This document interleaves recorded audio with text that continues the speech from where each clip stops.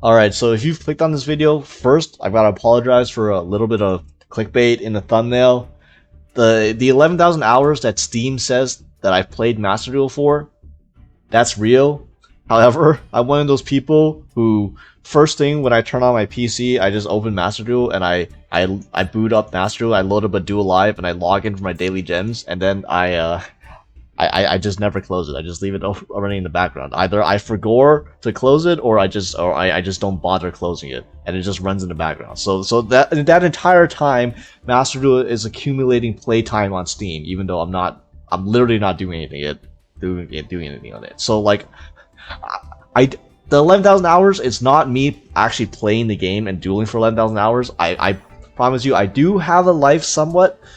Not much of one, but I do have a bit of a life, and I would estimate that the actual amount of time I've spent dueling other people and actually playing the game of Master Duel, either by like deck building or like stuff like that, is probably around like maybe a quarter at most, or like a fifth of the actual hours that Steam says I've played. So we'll estimate around like 2,000 or 3,000 hours of actually playing Master Duel. However, I will say that I've probably actively played Master Duel more than 99.9% of the player base. I'm someone who has basically played this game at launch and who gets to the highest rank every month, whether it be right now it's Master 1, but it used to be Diamond 1, and before that it used to be Platinum 1. I would always play enough duels to get to the highest rank every month. I play out every event, and like not just like play out the event for the gems. I get every title from every event, as you can see. Like I have a bunch of titles here just accumulated from events, and like I'm one of those people who, when you queue against them in ranked, my title screen looks like the fucking intro to like a Star Wars movie, because that's how many titles I literally own. Every single probably title that you can obtain from events so far. And when Duelist Cups come around, I literally play like 40 plus hours every Duelist Cup at least, and I play like around like 200 300 plus games every Duelist Cup as well. So even though, maybe I haven't played exactly 11,000 hours or 10,000 hours, I have played more than probably anyone else watching this video, so I'll say that.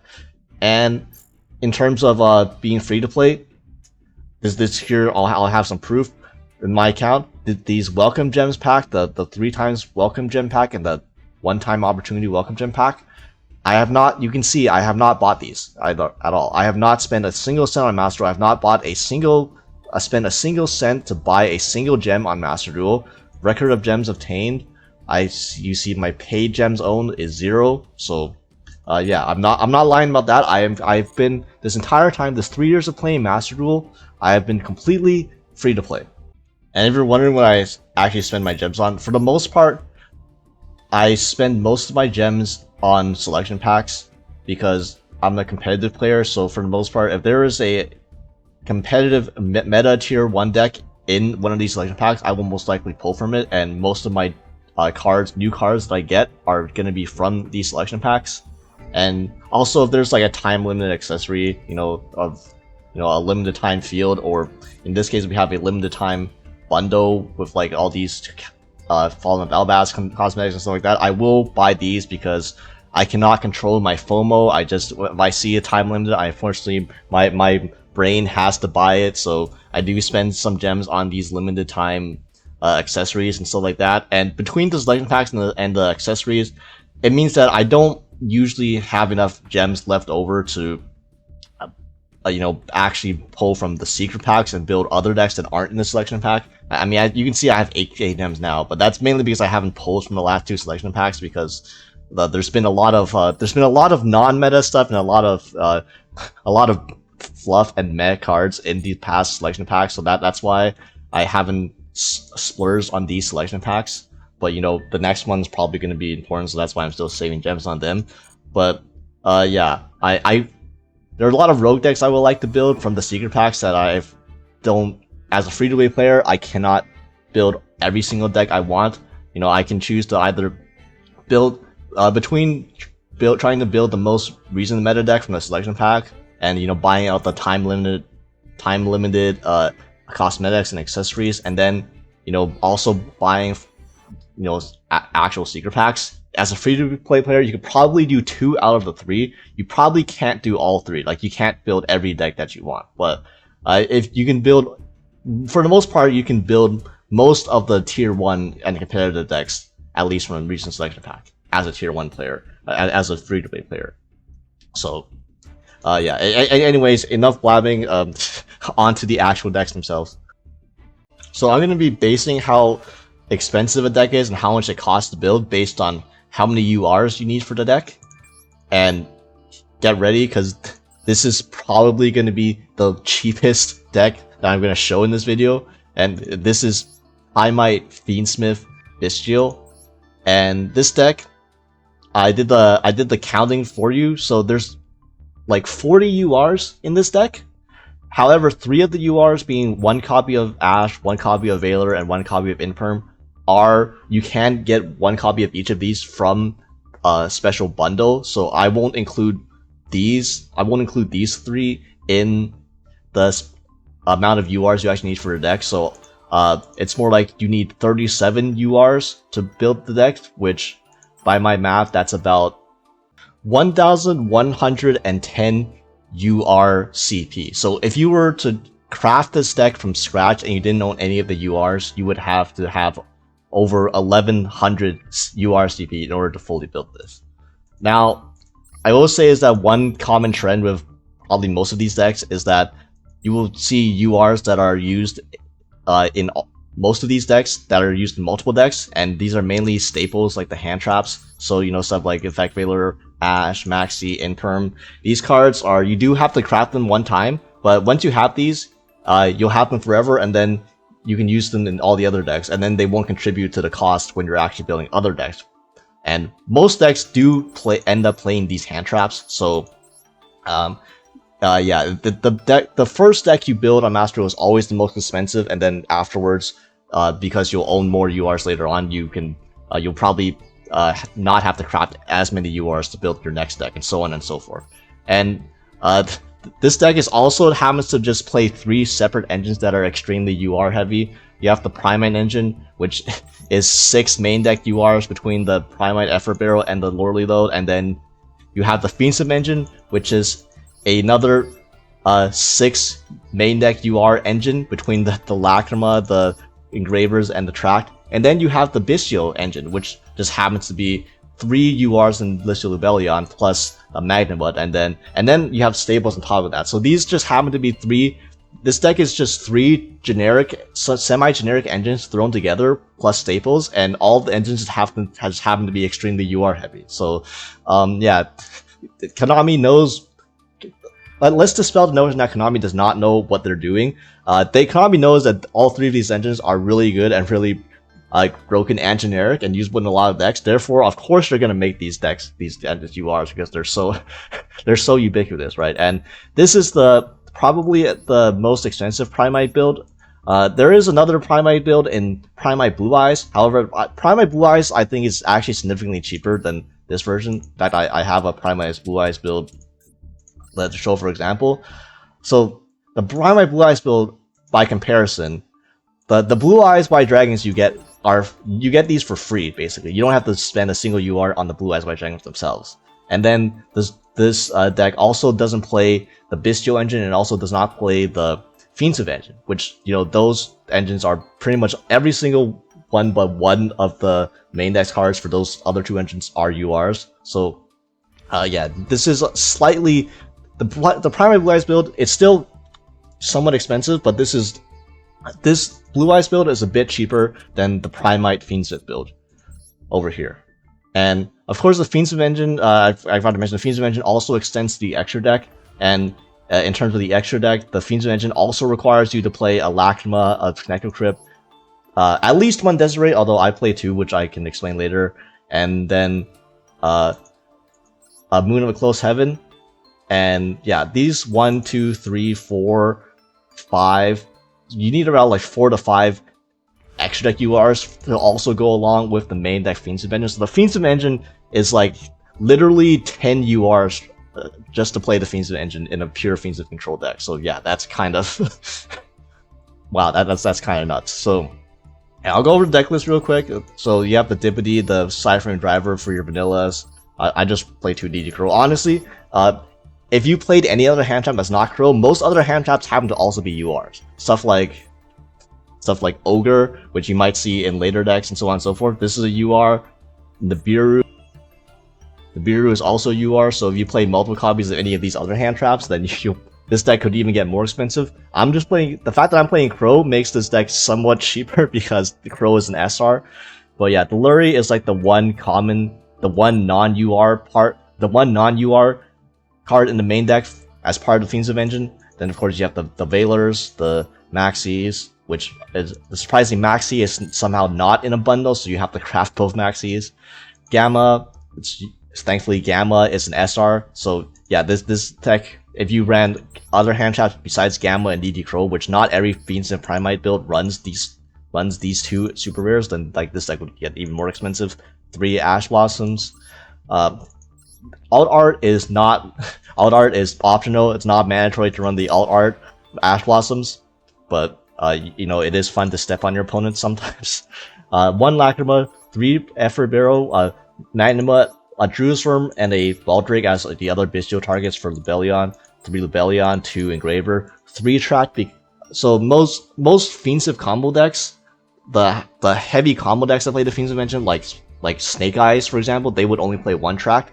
However, since this is a Fiendsmith control deck and you're actually relying more so on doing your Fiendsmith engine and getting access to your Fiendsmith engine, you benefit a lot from playing 3 Track, because 3 Track is also full combo. Your full combo is basically your Fiendsmith combo is basically to end on a rank 6 plus have a Lacrima and Requiem engraved, so that you can, on your opponent's turn, you can Lacrima summon Requiem, Requiem summon Lacrima dump Fiendsmith in Paradise, and then Fiendsmith in Paradise can dump a Desiree on your opponent's turn when your opponent special summons a monster to get an extra send. So you get an interruption off the Paradise and an interruption off the rank 6, whatever rank 6 you choose to make. And yeah, because 1 Tract is full combo, you want to also max out on Tract. And unfortunately, Tract is also an UR. So yeah, so that's 2 additional URs that you need to craft for the Fiendsmith engine that you wouldn't need in every other Fiendsmith deck as well. Regain, which is surprisingly just SR. 3 Lorely Load, 2 Call by the Grave, and Crossout. Again, these are staples, but surprisingly, Call by and Crossout are also not in bundles, even though these are staples used in most decks, so you do have to hard craft these the first time. 1 Roar, 1 Drill Beam, 3 Imperms, a Paradise, and the extra deck, as mentioned, the Fiendsmith engine, so 1 Lacrima, 1 Necroquip, 2 Desiree. So the reason I run 2 Desiree is because if you make 1 Desiree, you need a second Desiree in your extra deck in order to actually use Paradise and use it as an interruption. So that's why running 2 is sometimes good. That way you have the option of making Desiree turn 1. If you only play 1 Desiree, you're pretty much almost never making Desiree, because if you hard make Desiree, that turns off your Paradise, and you don't want to do that. You want to have the Paradise as an option for an interruption. So therefore, that's why I run 2. That way I can have the option of still making Desiree and having 1 to send for Paradise, but that also increases the deck cost.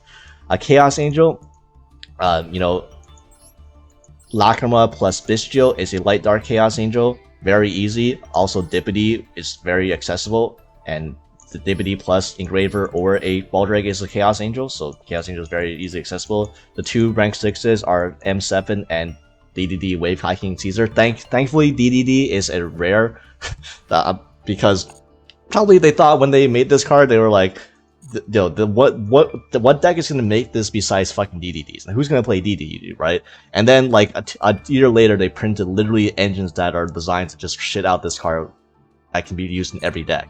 So yeah, I bet Konami regrets their decision of making DDD Wave King Caesar a rare, but you know we'll take those.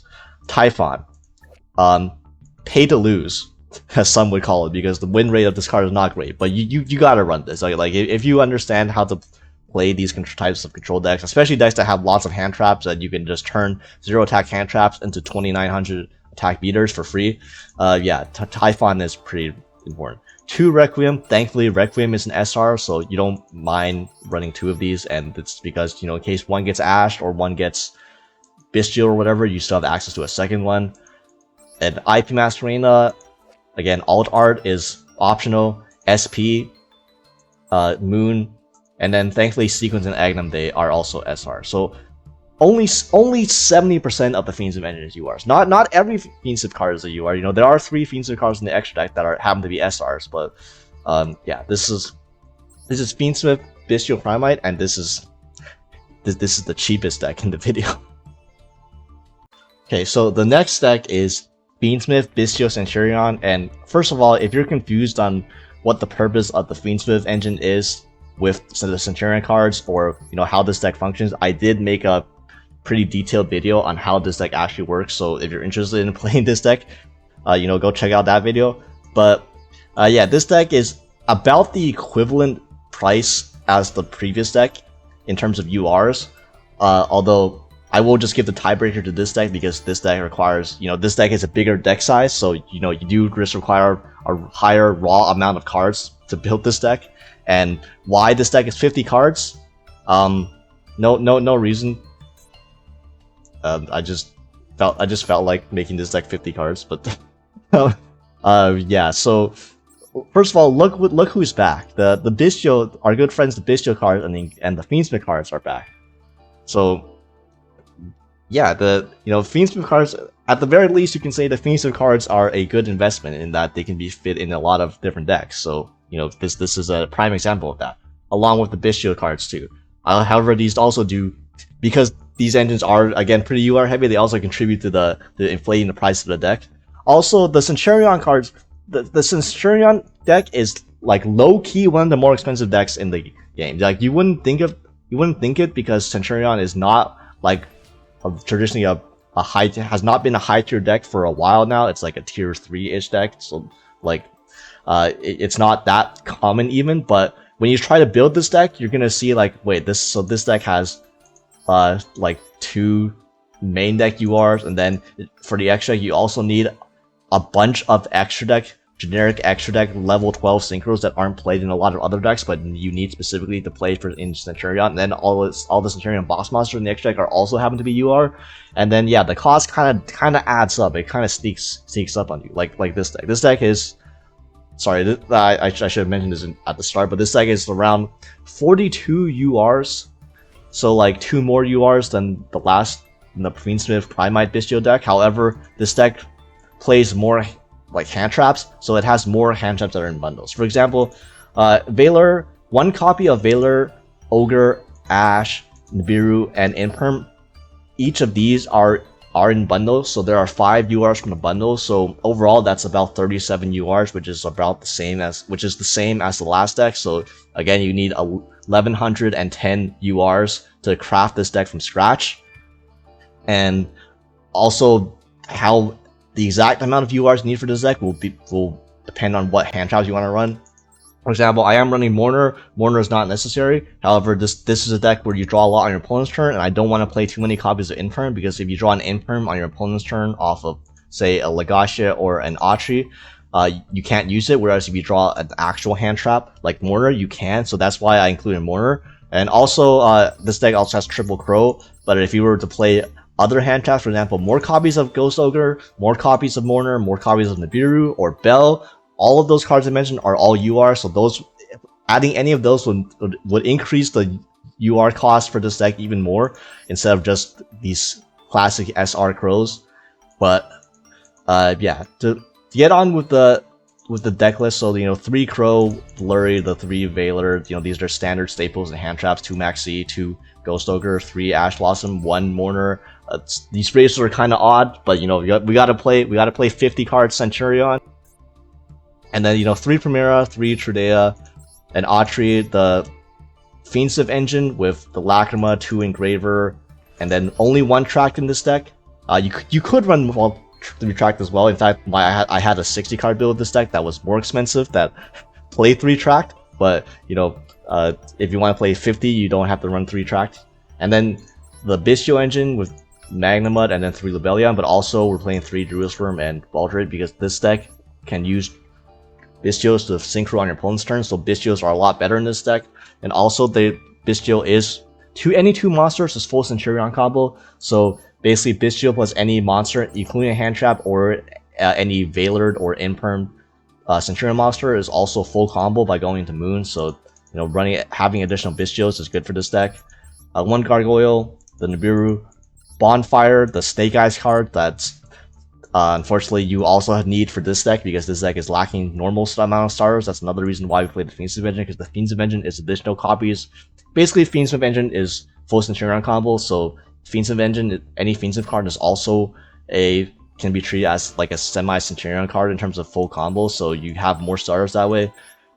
The 3 stand up, 1 regained, Called by Crossout, 3 Emblem of Oath, which is unfortunately this is also a UR. This is also increases the cost of the deck by quite a bit. A Wake Up, a Imperm, and a Phalanx. And for the extra deck, this gets even more the extra deck gets wild in this build because you also have to run Chorozo. You need Chorozo for this deck because you are bridging. This is how you bridge the Fiendsmith engine into the Centurion engine. So after doing the Fiendsmith combo, you will turn your Sequence plus your Lacrima into Lina, and then equip the Sequence to your Lacrima, and then your level 4 Lacrima, and then you turn your Lina, which is a spellcaster, and your equipped Sequence, which is a Link Master. You can contact fuse them into Chorozo, and then Chorozo plus your Lacrima, a level 4 non-tuner and a level 4 tuner makes your level 8 Synchro Primera Primus, and Primera Primus gets you full Centurion combo. Unfortunately, Chorozo is yet another UR that you gotta run if you want to run the Fiendsmith engine with Cirrus Centurion cards. A Lacrima, Primera Primus, Chaos Angel, and then this is the Centurion exclusive shit. The level 12 synchros you need to run Blazar, Crimson Dragon, Legacia, and Auxilla. Unfortunately, are all URs. And quite frankly, even if you weren't playing Fiendsmith in this deck, if you were playing the pure Centurion build, the extra deck would still be really expensive because then you would play a second Blazar. This deck does not have room for a second Blazar. But if this deck had room for a second Blazar, you bet your ass we'd be running another UR in the second Cosmic Blazar. But yeah, we only have room for one, so that's why it's here. But still, all these level 12 UR synchros you need.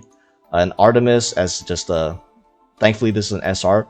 You could run Almiraj instead. The purpose of this is to be able to link off your Primera and your Veilers into so that you can get a light monster engraved so that you can summon a Bystial and then extend that way.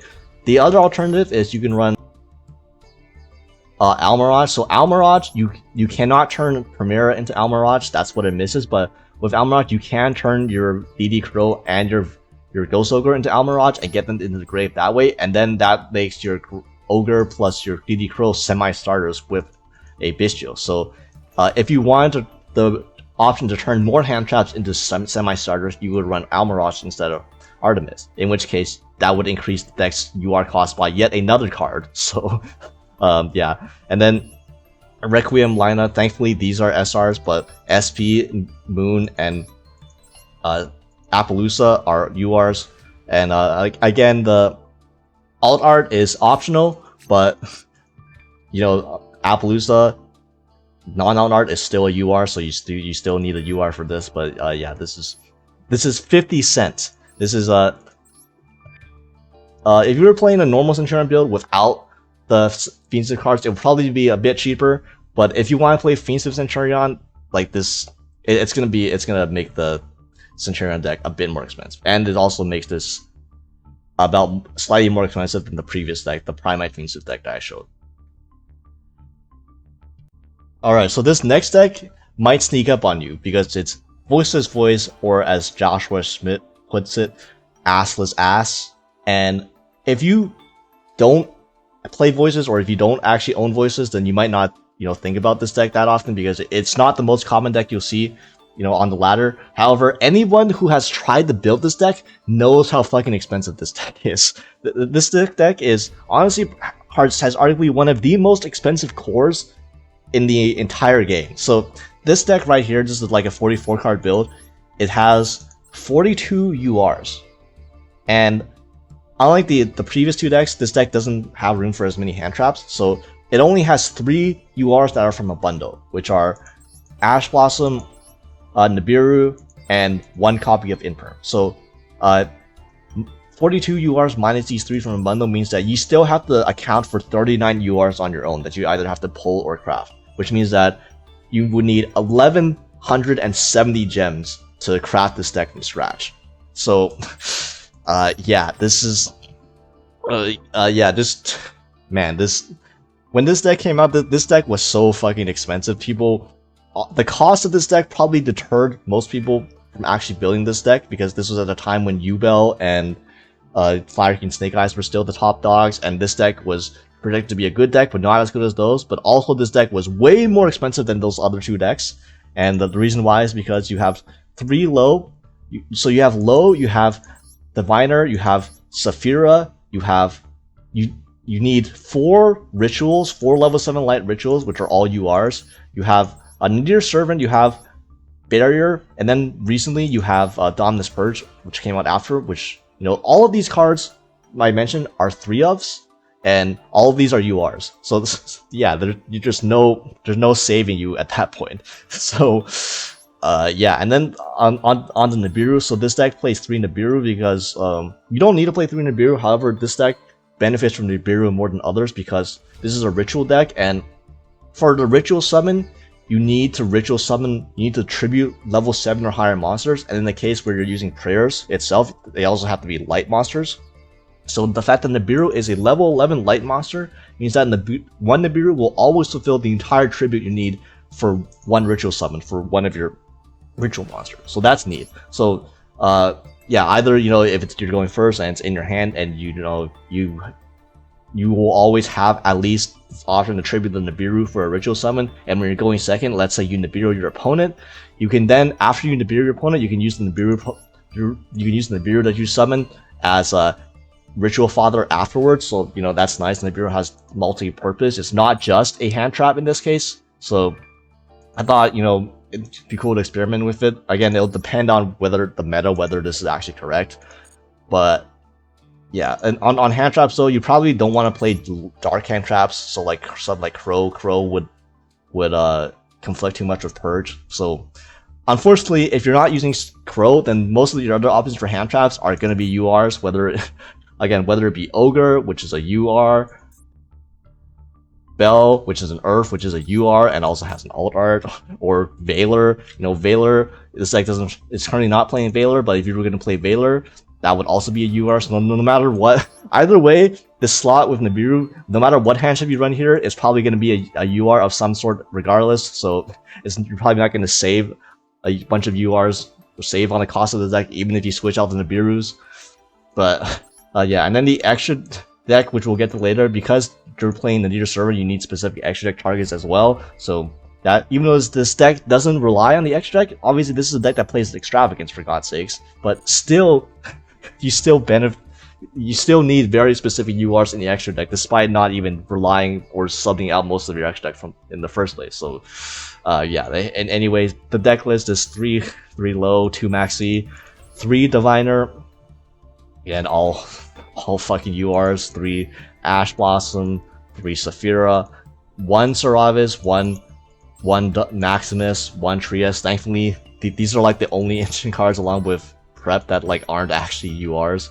The 3 Nibs, you need 4 ritual monsters.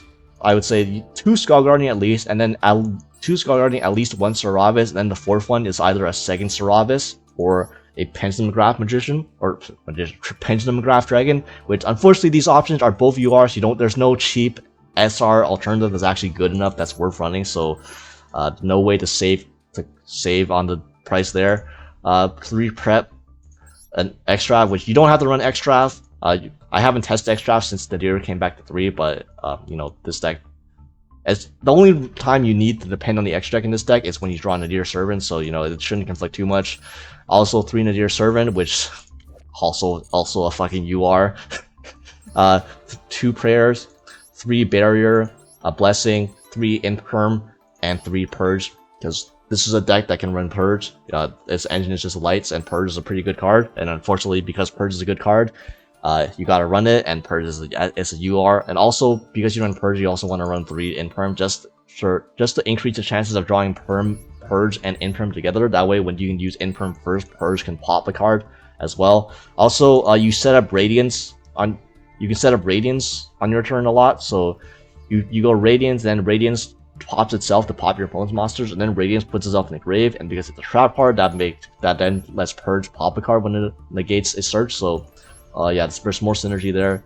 And for the extra deck, because you're playing the Nadir Servant, you have to run Nadir Servant targets, which unfortunately involves running 2 Entes, which unfortunately is a UR, a Garura, which is also a UR, and then Herald, which is SR, which is nice.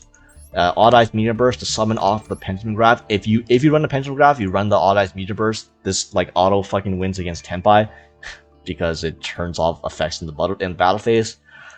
Cypher Mode Omega. So Omega unfortunately is I believe Omega is necessary if you're playing Nadir Servant, because most people, there's one thing people are afraid of when they're playing Nadir Servant, is that they're afraid of playing against Branded. So if you're afraid of playing against Branded with Nadir, if you're afraid of using Nadir Servant versus Branded, you have to play Omega. And like how it works is basically, if you see your opponent's playing a 60 card deck, they're probably playing Branded, and therefore you go Nadir Servant and or you go Maximus, and then you send Cypher Lord Omega either with Nadir Servant or Maximus.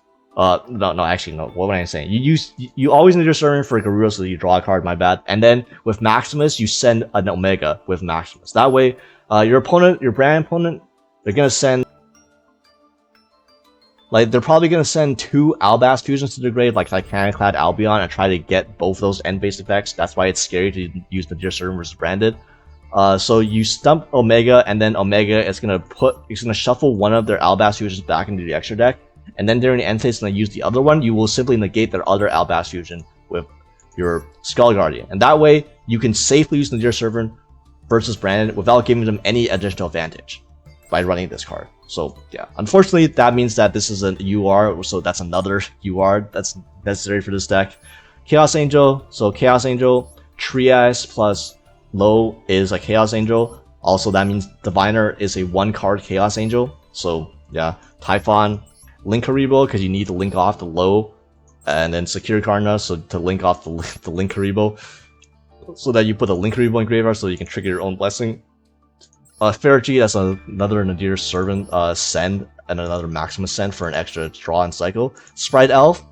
Sprite Elf is not necessary, however, Sprite Elf occasionally comes up, like if your Diviner gets hand trapped, you can summon Diviner again. You can summon your own Diviner. You can summon Diviner with Sprite Elf because Diviner is level 2, so you can, there's lines where you can get engine that way, and also it's also like a semi-interrupt because you can Diviner, you can Sprite Elf summon Diviner on your opponent's turn, Diviner send Entis, and Entis pop a card, so there's more some utility in that.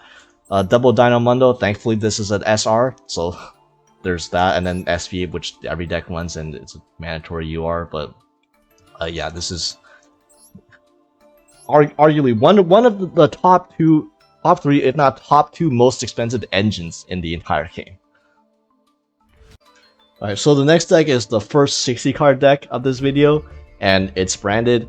If you don't understand the name of this deck, just go look up a brief study of Branded on YouTube, and then you'll get this reference. But yeah, Branded. So this deck, it kind of depends on whether you're going for the alt arts or not, because whether you want the alt arts in this deck or not will change how expensive this deck is. It will either be the cheapest deck that I show in this video, or it will be by far the most expensive deck. So if you're not going for the alternate arts for this deck, then this deck is going to cost you around 44 URs. With fortunately, we also get a free, structure deck from the campaign code. So this campaign code right here, rookie and returning campaign, follower campaign, yeah, check campaign code. You don't need to use this code, I already got all my rewards, but yeah, you do get a free structure deck here, and then you also get a free copy of Cartasia. So between the free copy, or Cartasia, Jesus, Grand Guignol, you get a free copy of Grand Guignol. So between this Grand Guignol and this structure deck, you get 6 URs that you get 4 URs between these two, the structure and the free Grand Guignol, that you get to get for free. And then also there's like a couple cards in the bundle. Now unfortunately, the fact that you get free cards in the structure deck is kind of a bait by Konami, okay? like you would think that like this is a real bait for new players, because Konami gives you a free structure deck, and then you're thinking, as a new player, you're probably thinking, oh cool, I guess I can almost build I'm close to building an actual branded deck now that I have this structure deck. Hell no, let me tell you, hell no, you are not close to building this deck at all from the structure deck. Like, literally, you are still missing 38 URs that you have to account for from the structure, even after getting the free structure deck. So I know a lot of new players are like, they're probably thinking like, yeah, I'm gonna build branded, okay, cool. And then they look up an actual branded list, and then they're like, I am nowhere close to fucking building this. And if I were to build this deck, that would cost me, like, literally, this is one of the most expensive decks to build in the game, even accounting for the free structure deck that you get. So, yeah. So you would need to account for 38 URs on your own, and this includes the Triple Tactics Talent and the Forbidden Droplet that also come from the bundle. And the thing about this deck is that this is a deck that doesn't play as many staples as the other decks. As you can tell, all the other decks played some sort of hand traps. You know, they all played Ash Blossom. A lot of them played Imperm and Veilers and stuff like that. Those are cards that are useful in multiple decks and are used in most decks and are, you know, good investments. Branded is one of the decks that does not have room to run that many hand traps. So Branded does not benefit from having staples that other decks played. So, yeah, Branded plays its own staples, which unfortunately amount to being board breakers, which are cards that happen to also be URs, but then you have to craft them yourself. And you can't just use the same hand traps that other decks play, unfortunately. So, yeah, you do play Callby though, you do play Maxi, but in terms of staples, those are pretty much the only staples that you will see in other decks in terms of Branded. And then, yeah, and also. So yeah, 38 URs, which means that you need, if you're to build this deck from scratch, even if you bought the bundles and even if you got the free structure deck and the free Grand Guignol, you would still need to account for 1080 URs by yourself, like on your own, in order to complete this deck. That's not counting the alt arts. So right now you can pull the alt arts from the New Frontier the New Frontier pack. Okay, you can pull these alt arts. If you're looking for these alt arts, the price of this deck just increases astronomically. This becomes by far the most expensive deck in this video, because these SR Fallen of Elbaz and these SR Alibur Suggester of Despia become URs, and the Cartasia, which you normally got for free from the structure deck, now happens to be a UR. And so you basically add like 6 to 7 URs to this deck if you want the alt arts, and you can't craft the alt arts. You have to pull them. So like that just increases the deck cost even further, to the point where like this is legitimately probably the most expensive deck in the game, accounting for alt arts. So yeah, this is a nice bait and switch to get new players to sink all their resources into building one of the most expensive decks in the game. So good on, I see you, Konami.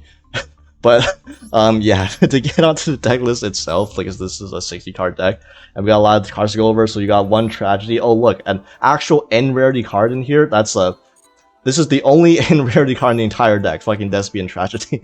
The 2 Maxis, the 3 Albaz and 3 Alibur, depending on your rarity, depending on which art you prefer. I'm sorry for anyone that has OCD. I'm sorry for the mismatching rarities in this deck. It's probably driving people crazy.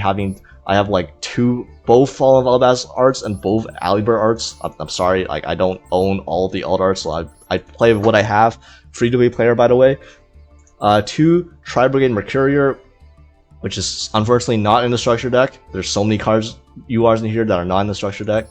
And yeah, most of the 60 card builds play 2 now, so unfortunately this is an additional UR cost, especially when you play Allure. This is a good Allure target. That's probably another reason why you play 2 along with Brand and High Spirits. But yeah, that's just another UR to add to the pile. Springen's Kit, 1 Golden Sword Soul. Thankfully, Golden Sword Soul is an SR. Thankfully, you also don't need to run. There's another UR in the new alt art pack, which is Ecclesia. Thankfully, you don't need to run Ecclesia in this build, so you know you can potentially save on one SR that way. But yeah, one Cartasia, which Thankfully, you do get this for free if you don't care about the LR. 2 Quem, which the reason for 2 Quem is because you play Grass in here, and you want the option of having a Quem to summon from the deck with either you either want to summon Quem with Titaniclad or Grand Guignol from deck, and you don't want to, if you play Grass and you mill, you don't want to mill your copies of Quem and then not be able to have the option to summon it later, so that's why you play 2. And also, like, if you draw it, it also means that it's not a Garnet or like a Brick. But yeah, I see a lot of builds playing 2 Quem now. The Magnamut. Look what's back, by the way. The Bystial engine is back, including all of its 4 URs. So yeah, and then we play Sarnier. Thankfully, all the other Bystials are SRs. So Sarnier is an SR, but you do probably want 3 of this. 3 Albion. Thankfully, this is an R. Thankfully, this is the 1/3 up. That's just a R rarity.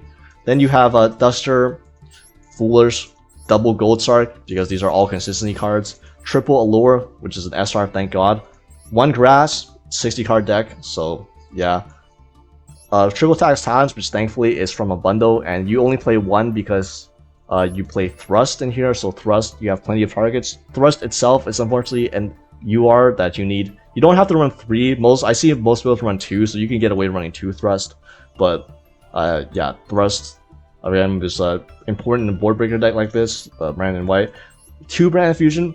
It's kind of dirty of Konami to release a structure deck that gives you 1 Brand Fusion, and then like a balance later they semi-limit Brand Fusion, but they don't give you an extra Brand Fusion in the structure deck, so that you get 1 Brand Fusion for free, but you have to craft the 2nd Brand Fusion yourself. So yeah, that was pretty funny. A Branded Lost. Some Abu Hamud plays 3 Branded Lost occasionally. I'm not that insane, but you know, just know that sometimes you can get away with even playing more than 1 Branded Lost, but that would obviously make the deck even more expensive. 3 Super Poly, not in any bundle, so you're gonna have to craft all these 3 yourself, and including the Super Poly targets, which we will get to. So this package is also not cheap. 2 Called by Grace, 3 for in Droplet is board breaker build, and Droplet is nice, lets you dodge. Not only does it negate your opponent's field, but lets you dodge stuff like Imperm and Veilers and targeted negation on your normal summons, specifically like Alibird. Like your opponent tries to Imperm your Alibird, you go Droplet, send Alibird, dodge the Imperm, negate their card. It's nice. And 1 Droplet is free from the bundle, so you only have to get 2, account for 2 by yourself. 2 Brand Opening, 3 High Spirits, Brand in Red, Brand its Sword, Fusion Duplication. This is also why we run Triple Tactics Thrust, so you get Ashed on your Brand Fusion, you can Thrust for Fusion Duplication, and then Brand Fusion on your opponent's turn, and it's fine, that's great. Doubles Brand Retribution. And for the extra deck, because this is a Super Poly build, this extra deck is even more expensive, so you get 1 Albion, 1 Mater Jade, and 1 Lubellion for free from the structure deck, but you have to account for all the rest yourself. And 1 Grand Guignol from the structure deck, from the follower campaign. So you get these 4 cards for free, but you have to account for the other 11 yourself. So a Mud Dragon at the Swamp, which is an SR, thankfully. Borderless Furious Dragon. Borderless is just very important because it's a 2 Dark Dragon monster, so you can make this with basically Fallen of Albas plus any Bystial or Albion, and including Albion, the Fusion Albion in the graveyard. So this card comes up a lot. Also Titaniclad, you can make this card a lot, so this card is absolutely mandatory or very necessary for most branded builds now, which is unfortunate because you got to craft this yourself. A Titaniclad, 2 Albion, you gotta get the 2nd Albion yourself, on your own. 1 Despian Caritas. This is probably not as necessary. There's a cheaper alternative, which is Despian Proskenion, which is just an R. This is half of this is as the summon off the Grand Guignol, but the other half is that this is a Super Poly target with Alibird, so Alibird plus any light or dark monster can make this, and that's also nice because you can eat your opponent's monster. Say you're playing Blue Eyes, you can eat their Spirit Dragon with Alibird, and then also dodge Imperm and stuff like that too, using Caritas, and it ensures you won't die if you summon this off of Grand Guignol. At least it'll make it very awkward for your opponent to kill you with this, and yeah. But this is a flex spot. This is not as important as the other URs in this deck. 2 Meter Jade, again, you only get 1 for free, so you got to come up with the 2nd one yourself. 1 Lubellion, 1 Grand Guignol, thankfully these are free. A Rinbrum, a Sanctifier, no lock, but Sanctifier is still not important for max sea lines and other random utility, just keep in mind your opponent can't target this, so a lot of decks just struggle to out this card in general, and then you can just Albion summon back your own monsters every turn and just accumulate advantage that way. You don't even have to use this for lock, and it's still good. But also you can play the locks. You can play. I recommend if you want to play a lock, just give your opponent the DD Vice King Requiem, and they can't play the game, so you can do that too. And then Chaos Star Source Dragon as generic super poly target, 2 light or dark dragon monsters. Specifically, when your opponent goes double Spirit Dragon, you can't make a. Holy shit! I'm just realized. Wait, this extra deck is even more expensive. Oh my god. There's supposed to be a Garura in here. Holy shit. Yeah. Okay. This Mud Dragon, this extra deck just got more expensive. Wait, this deck just got more expensive. The Mud Dragon is supposed to be a Garura. Garura is a UR. Mud Dragon is an SR. Wow. This just increased. Okay. That's upsetting, but yeah. Anyways, Chaos Star Source, you cannot make Garura with 2 Spirit Dragons because Garura requires 2 monsters with the same type and attribute but different names. So you can't make 2 Spirit Dragons in this, but you can turn 2 Spirit Dragons into Chaos Star Source. So yeah, that's why double Spirit Dragon is a liability against the branded matchup. Fiendsmith Rex Tremende is another super poly target. 1 Fiendsmith Fusion monster plus 1 Fusion or Link monster. So your opponent goes Desiree plus Appaloosa. Okay, you go super poly, turn their Desiree and Appaloosa into Rex Tremende. The Rex Tremende, they'll send the Rex Tremende with the Desiree, but I mean that's fine. You cleared their two biggest threats in Desiree and Appaloosa on their field probably, so that's well worth it. And then Verte Anaconda. So you get Veilered on your Alibur, you summon the Bystial, you go into Verte, and then you go make Mirror Jade anyways. So yeah, Verte is very necessary. But yeah, this deck just got more expensive by 1 UR cost. Jesus Christ. And finally, this is the most expensive deck that I own on Master Duel, if you don't count the branded alt arts, and that is Chandra, baby, Tenpai. And in fact, it's so expensive that I don't even own the fully optimized version of this deck, okay? The optimal version of this deck is supposed to look like this. -1 Dora, +1 Genroku. Yeah, that's right, you need triple Genroku. So, yeah, with the 3 Genroku, this deck needs 47 URs in a 40-card deck. So, I keep in mind, like, this deck, there's 40 cards in the main deck and there's 15 cards in the extra deck, so that's 65 total cards. 47 out of the 65 total cards in this deck are URs.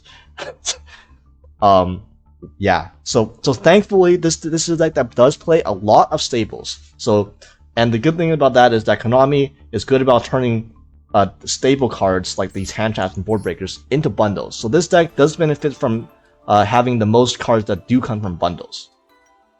For example, this deck has 7 cards from the bundles, which is one Veiler, 1 Ogre, 1 Ash, 1 Nibiru, 1 Lightning Storm, 1 Bin Droplet, and 1 Infinite Imperm. These are all from the bundle, and then Steals is from the Dragon Maid structure deck. So, yeah, you do get 8 easy ways to get. There are 8 of these URs you can get from a bundle or a structure deck. So the actual cost of URs that you have to pull and craft is only 39.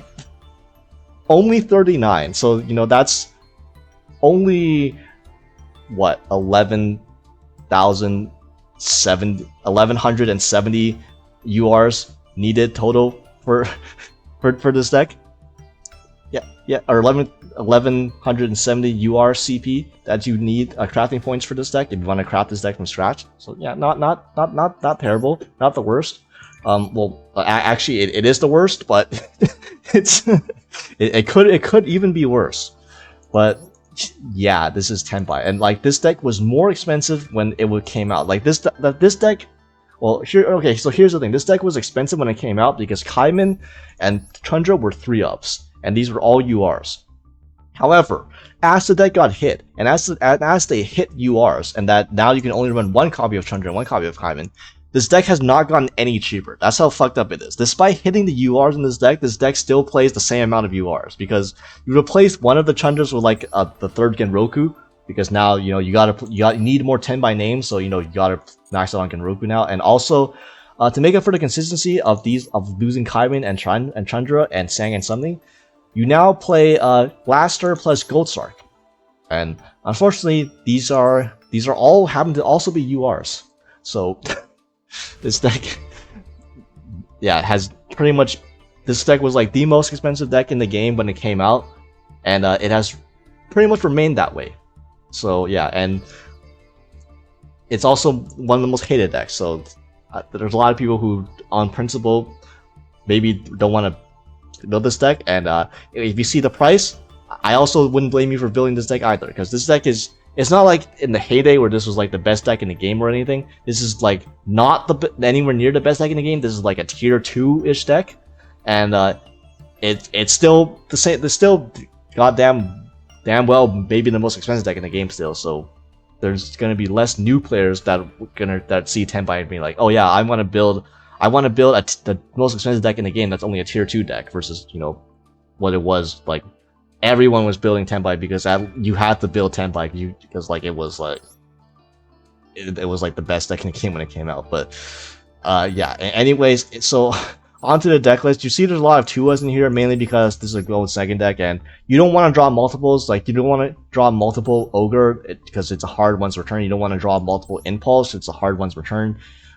Drawing multiples Freedom Droplet is fine because Droplet you can send itself. Like you don't want to draw multiples of dead cards of hard once returns, because that's going second. It's still quite hard, even with the best going second deck in the game. It's still hard to go second, so like you want as many cards in your hand to be live as possible. So yeah, that's why you have like 2 Valor, 2 Maxi, 2 Ogre, 3 Ash Blossom. Ash Blossom is like the one card that's like, because it's useful on both players' turns, so you can get use out of this regardless. And just Ash is like generally the highest quality, most reliable hand trap. 3 Pydra, 1 Fadra, 3 Genroku optimally, a Dora for extra consistency. This is not necessary, but I mean, if you want to play more starters, this is like the only other one you can run. So yeah, 1 Chandra, 3 Fualos. This is a blind second deck, so Fualos is always live for you. It's never dead for you unless you play the mirror match. But the Tenpai mirror match, not something that I would recommend, that I would want even my worst enemies to have to endure. But yeah, 3 Fualos.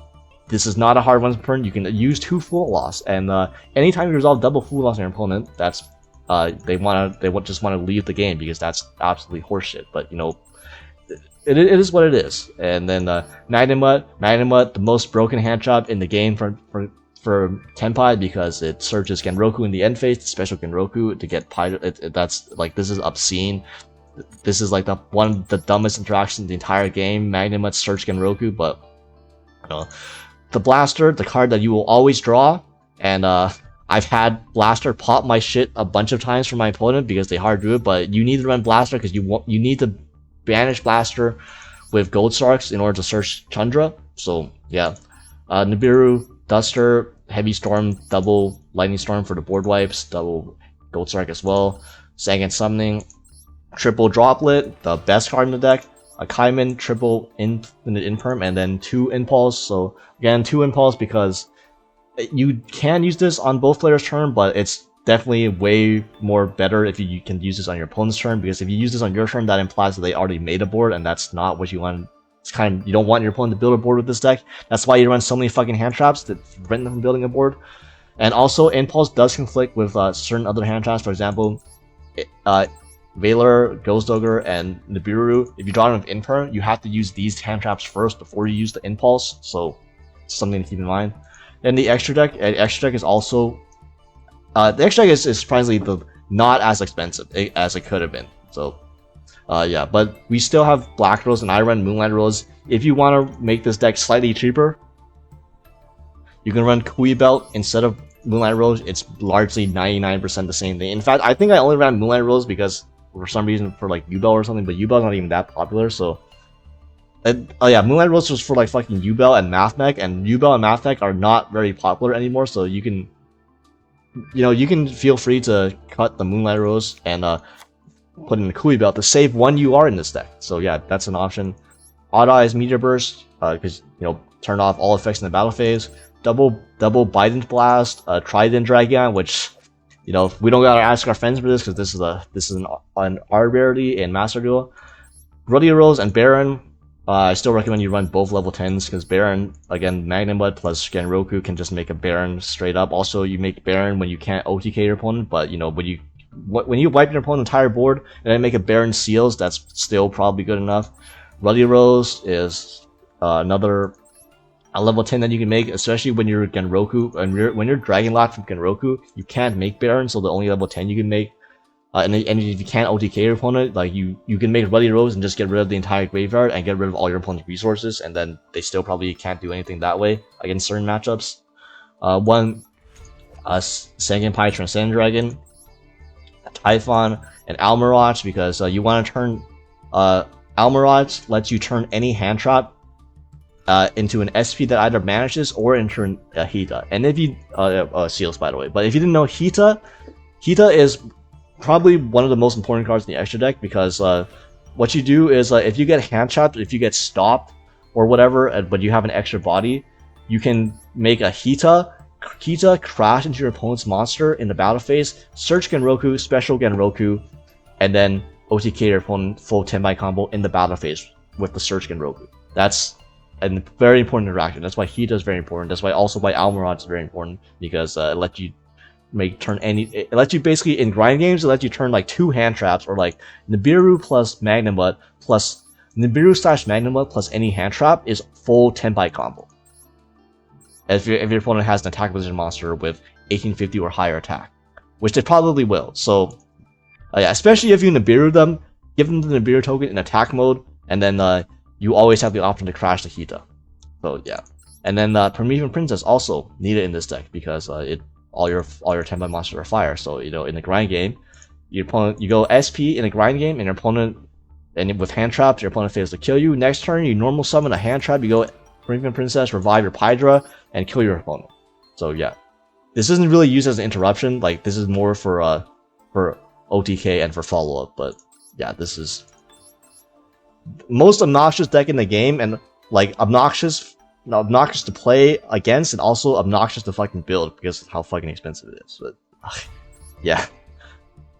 So thank you for 10,000 subscribers on YouTube. I never thought in my wildest dreams that I would ever get that many, so I really appreciate it. And yeah, if you're free to play, or even if you're not free to play, just let me know what are some of your most expensive decks. I know anybody that's been playing this game for a while, there's like at least one deck that they own that's like just super randomly expensive, and it's probably not even meta or anything, but yeah, the price the price discrepancy and differences between some decks in this game is kind of wild, not gonna lie.